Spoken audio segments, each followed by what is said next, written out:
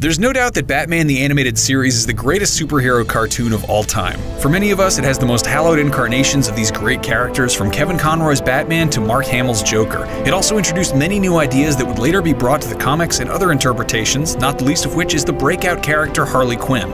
And it launched an entire universe of animated stories set in the world of DC Comics.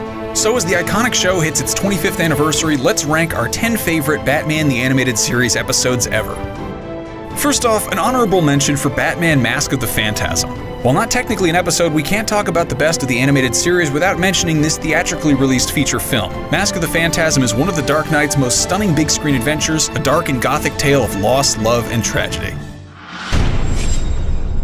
Poor Harley. She's got a good heart but can never catch a break. This standout episode finds her released from Arkham Asylum and cured, only to wind up in a snowballing situation that puts her back on the wrong side of the law.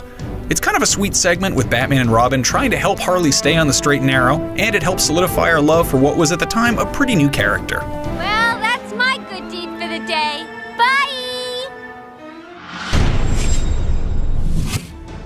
On its own, this two-parter is a completely adequate telling of Harvey Dent's origin, but what makes Two-Face such a standout is the fact that we'd seen the non-villainous Harvey Dent appear prior to this episode. It's the perfect example of the mature storytelling the show strived for.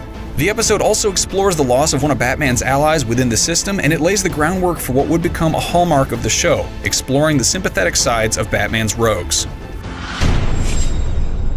One of the best things about the animated series is that it didn't hesitate to put characters other than the Dark Knight in the spotlight. This episode is one of the best examples of that trend, teaming a jokerless Harley Quinn with a ferocious Poison Ivy. It's pure fun with some great character development for Harley, who finds herself finally breaking free of the Joker's abuse with the help of her new friend. Perchance to Dream is a Hamlet reference, and fittingly, this episode is Shakespearean in its tragedy. Bruce Wayne wakes up to discover that his parents are alive and he's engaged to Selina Kyle. He has memories of his life as Batman, but none of it exists in this new reality. Ultimately, Bruce willingly gives up this happy world he's found, showing the strength of his character and his commitment to his mission as Batman.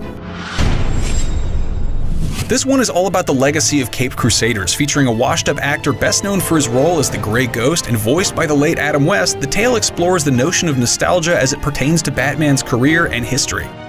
It portrays Bruce Wayne with a sense of fondness for the past instead of the pain and suffering that's usually associated with that time in his life. Plus, including West here is something of a passing of the torch gesture, and it works remarkably well. Grey Ghost was my hero, so it wasn't all for nothing. The Joker had appeared in the series plenty of times before Joker's favor, but this was the episode that finally nailed the sick and sadistic nature of the character in a way that was acceptable for kids but thoroughly disturbing for older viewers. It shows how the Clown Prince of Crime operates, how long his grudges last, and how obsessively psychotic he is. Plus, this is Harley's very first appearance. Possibly the series' darkest episode, Over the Edge explores the apparent death of Batgirl at the hands of Scarecrow. Babs' death leads to the Bat family becoming Gotham's most wanted, while Jim Gordon's life unravels in his pursuit of them. Of course, eventually it's all revealed to be a fear toxin hallucination, but the message winds up shedding some light on Barbara's character, showing us exactly what her biggest fears are and how she can deal with them. This two-part classic is a prime example of how the show could take well-traversed mythology and give it a spin all its own. The episode, which depicts Dick Grayson's origin as well as his thirst for revenge years later, is one of the series' most emotional. It nails the relationship between Bruce and Dick and portrays the tragedy of the Graysons' death with a heavy heart. Almost Gotham centers around some of Batman's greatest foes as they share war stories about the Caped Crusader over a game of poker. The segment also slowly reveals a subplot about Batman and Catwoman that's happening in real time, leading to one of the show's most clever episodes. Plus, some of the finest animation in the entire series can be found here. Is there any other choice? This award-winning episode was the first written by Paul Dini and directed by Bruce Timm, the driving force of the DC animated universe that would follow for the next decade or so. Heart of Ice showed how deeply the animated series could connect with viewers. Revamping the origin of B-list villain Mr. Freeze, the episode created great sympathy for a character that had been little more than a goofy gimmick. It would set the precedent for Batman's rogues in the series. But Heart of Ice is also the pinnacle of the show's balance between kid-friendly superheroics, strong character beats, and thematic relevance that adult viewers can soak in. It's a crowning achievement not only for Batman the Animated Series, but for animation in general.